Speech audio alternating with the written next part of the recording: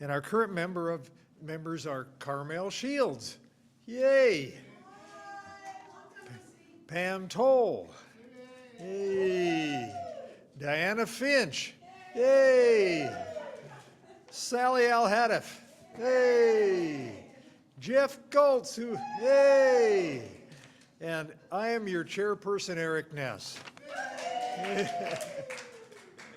A relatively short time ago, just as COVID restrictions were loosening up and we were beginning to get together again in person and as a congregation, our furnaces broke down. During COVID restrictions, we spent a lot of money on tech gear and hired people who knew how to use that gear so we could meet as a congregation for Sunday services on Zoom. Our budget was stretched. I remember at that time when we were just getting together, sitting in this sanctuary with a hat and coat on. Later in the week, when I was especially on a Sunday a bit chilly, I remember walking by Reverend Mary's office, and I found that she was behind her desk all bundled up with a space heater doing its best to warm her office. Our own beloved Reverend Mary, who we called to spiritually lead our congregation, was there just barely keeping up with the temperature. And I remember thinking, wow, I'd like to do better. I think we can do better. Around the same time, long-term congregational member George Lanning died after a short illness. In his will, he gave a large sum of money to OUUC, much of which was used to purchase new furnaces and a good filtration system that we have today. They actually enlarged that tube that went through there. I was surprised that they had to, I guess, to make it just right. George treated us as one of his family. He gave as much to OUUC as he did to each of his children. The Legacy Giving Committee would like to invite you to consider including OUUC in your estate planning. There is a chance that your well-planned generosity might pull OUUC out of a hard time like George Lanning's gift did. Some months ago, Reverend Mary mentioned to me that she often did not know when money might come in from the estate of a parishioner who died. She told me that she would sometimes get a call out of the blue from a lawyer, usually after she had done the memorial service for that parishioner. The Legacy Giving Committee would like to invite you to be a part of a list that is kept in the OUUC office of people who have included OUUC in their estate plans. If you do so, and you can decide to be anonymous if you wish, we invite you to join the Legacy Circle and to be known, so your generosity and good planning could be an inspiration for others to do the same. They would see you and say, hey, I know that person and I really trust their judgment. I'd like to follow suit and do the same.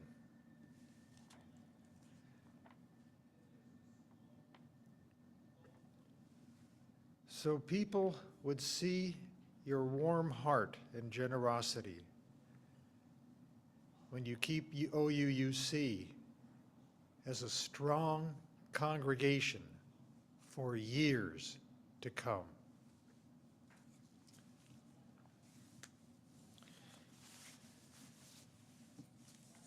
So we've got a few slides here, and Pam, could you help say a few words about the slides? Because I gave the welcome, members, what is planned giving, and ways to give. So that ways to give is that's the next slide. Ooh, I hit it too hard. That's the first one. No, that was the last one.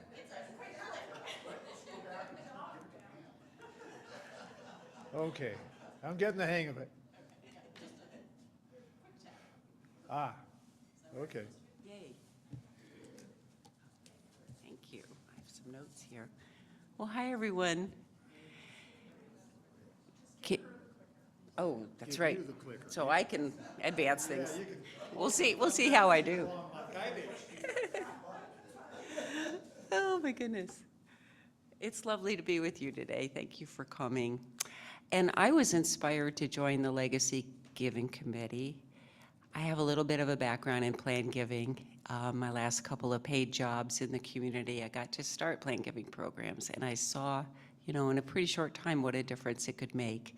And when I first joined OUUC about a year ago, I met with Reverend Mary, and I looked in her eyes and I thought, I bet you spend a lot of time thinking about money. Like most executive directors of organizations do. And I realized here she is, an executive director overseeing an organization and also a spiritual leader of an organization. That's quite a big job, a big couple of jobs. And I thought, if I can help in any way possible to ease her mind a bit on the raising of money part, wouldn't that be great? So I'm so happy to be a part of this team. Since March, we've been doing a few things, a lot of background work to create some documents. We created a brochure. Thanks to Teresa's help back there, we've got a new legacy giving part of our website. I hope you'll visit, and we'll be adding more information there. We created an email that went out this week, hopefully you saw, from Gail and Fritz Reedy, who've been willing to share with the congregation that they've included OUUC in their giving plans. And so we're just excited that things are underway. And so basically, I'm going to just share a little bit about plan giving. And what I love about the phrase plan giving is it's a gift that you plan. It's a pretty simple definition. And it's a gift that you can make here and now in a meaningful way for the future. And there used to be a term, leave a legacy, and we actually changed the words to create a legacy on our website. It's more active, it's more present. You're creating something right now based on your values, your dreams and wishes and your hopes for what you would love to see in 50, 100 years for people like I used to be one of those people who didn't walk through the doors and stay until this year. And I walked through those doors a year ago because of what I felt in this place, which is a loving, connected community of people who care about each other and want to help each other grow and do good in the world. So how about that for wonderfulness? So, okay. So, let's see. Many ways to give. One thing I love about legacy giving is it kind of evens out the field of philanthropy. So I don't know if you know, one of the definitions of philanthropy is love of humankind. And so one thing that really motivates me is just about that definition and how all of us can leave a gift to create our own legacy. And, many of us need our assets right now to sustain our pickleball lessons at the YMCA, for example, right? We all have things we need our money for, but that won't always be the case. And so think about the legacy that you would like to create now for the future to help OUUC's mission for years to come. You can honor, whoops, boy, this is very sensitive. Okay, I'll learn to control myself. You can honor a family or a friend with a memorial gift. And again, it was already mentioned about what Eric mentioned, that you can open up an envelope and get a notice from an attorney about an amazing gift that you had no idea of. And that's happened to me a number of times at organizations. And sometimes those donors do want to recognize a family member, loved one, in their philanthropy, in their bequest.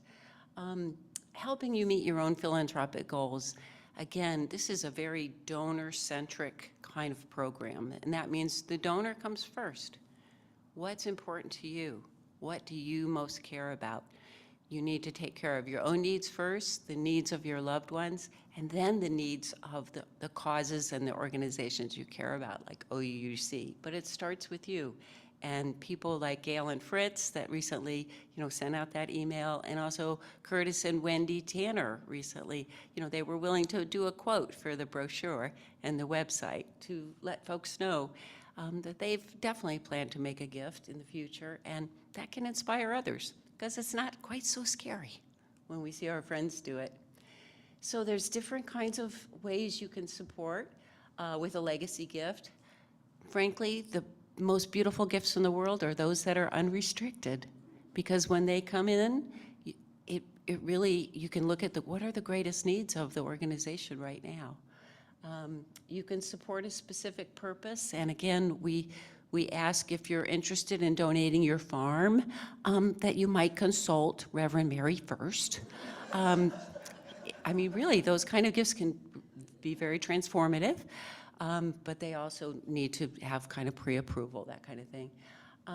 In a few minutes, Jeff's going to talk about the endowment, but this is a very important way to support OUUC going in the future, is to support the endowment fund. So again, totally up to you what you'd like it to do.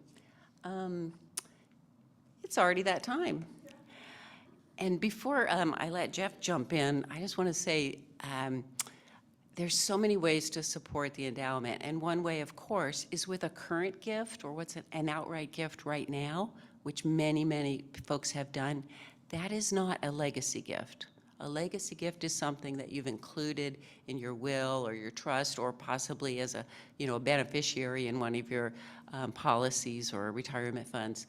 But an outright gift to the endowment is different than a legacy gift. But of course, you can support the endowment through your legacy plan. So they're related, but they're not exactly one and the same. So I'm going to give you. And I'll let you keep the clicker, because this is the only slide for Okay. me, right? So All I don't right. want to mess it up. So as Pam mentioned, you can give to the endowment either through a legacy gift, which would then accrue to the endowment after your bequest is implemented, or through just a general gift. If in either of those cases, if the gift is of $2,500 or more, then you get a leaf on the endowment tree out in the commons. And so there's lots of leaves there that are optimistically there to be filled up over time. So the current endowment as of August 31st is $515,889. Of that, slightly about $1,794 has already been allocated as a draw from that fund for use in the current operating budget. Our endowment funds are invested in the Unitarian Universalist Common Endowment Fund. They manage approximately $263 million of funds, both UUA funds and endowment funds from a number of UU congregations around the country. That fund earned 7.4% last year, and over the last 10 years, it's averaged 6.1%. So that's not as much as you might get if you were to invest it in some other stock funds, but the UUCEF engages in a program of socially responsible investing. You can go on the UUCEF website and learn a lot more about that. So the returns might not be as much as we could otherwise get, but they're better than if we just tucked it away in a money market fund by far. We started to use endowment funds in the past fiscal year. The way that the endowment works is you take 4% of you're allowed to take 4% of the average balance in the funds over the previous 12 quarters. And the reason for that is because it avoids ups and downs. If you were to just take the gain in the fund in a given year and sweep all of that, well, that gain might be $50,000. The next year, it might be zero. And there's been years in the past where our endowment fund has actually decreased in value. But by drawing from it based on an average over time, it levels out. So for the last fiscal year, we drew 16,264. 17,094 is for this fiscal year. If our endowment fund stays exactly the way it is for the next 2 quarters and doesn't grow a penny, our draw for the next fiscal year would even be greater. It would be almost $18,000. So, and currently it's used for operating funds, but it could be used for other purposes as well. So that's about all there is to say about the endowment, unless there's any questions at the end of the, or are we for questions yet or not? Anytime. So, okay, thanks. Thank you, Jeff. So one thing I wanted to also share, I kind of like statistics now and then. So do you know that over the next 30 years, $84 trillion will be passed down from baby boomers to their heirs and to organizations they care about? Does anyone know how many zeros are in $1 trillion? I didn't. I had to go to my favorite AI tool and say how many zeros are in $1 trillion. It turns out there are 12. So that's a lot of money that is, or wealth that is already started to be passed down. So I just thought I'd share that.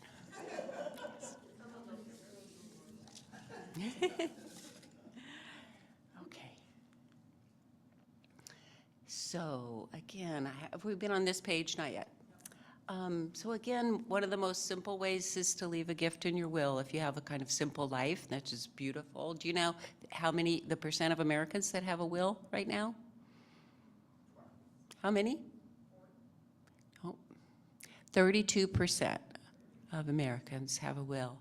And according to some info I read at 6:30 this morning, because I was doing a little more preparing, in a given congregation or in churches across the community or synagogues, about half of the people in that organization or members have an estate plan.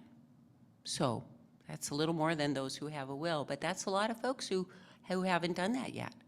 And so one of the things that we encourage you to do is to just think about the myriad of ways that you could consider supporting OUUC with gifts that you won't need in the future, such as a beneficiary of a retirement fund or securities. Here's another stat I learned this morning. The average gift of stock to an organization is 100 times greater than a cash gift from that donor. Isn't that interesting? I'm full of interesting stats this morning. You can also set up a charitable gift annuity through OUUC. And again, that's where you give an outright gift and then you receive an income from that gift for your lifetime. And then OUUC can be a beneficiary of that gift at the end of that. So there's all kinds of ways you can consider giving. Again, we are a committee of lay people, and we really have we've been working together. I mean, I know many of you have been working on legacy giving for many years. I've just been involved since March, but we will continue to offer resources and activities such as workshops from estate planning attorneys. We know you've done that in the past. We're happy to organize those things again in the future for you to answer the technical questions that we're not equipped to give or answer. But if indeed you have included OUUC in your plans already, we've got a form for that.